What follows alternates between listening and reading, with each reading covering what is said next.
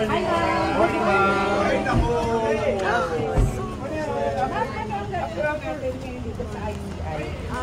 course, may meeting kami with members of the ICI and nagpatawag lang sila to shed light on the PCAB,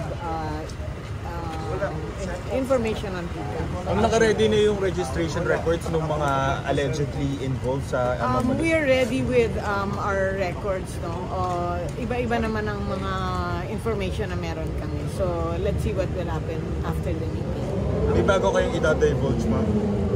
Let's see when after the meeting because actually of course it's already with the ICI, so it's up to ICI to discuss this in detail. Basta magbibigay kami ng information that was requested also from us by the ICI. Okay.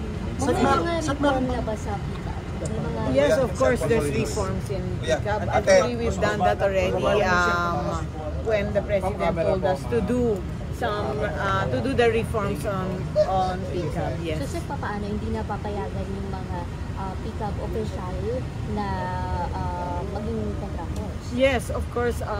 We've already yung mga bagong PCAB board members cannot be contractors anymore kasi in the past allowed na contractors sila. Of course, that was in the past law, but now hindi na pwede because it's conflict of interest. So may updated list ba ng contractors na i-revoke yung license ng PCAB? We'll reveal that after we meet with the ICI.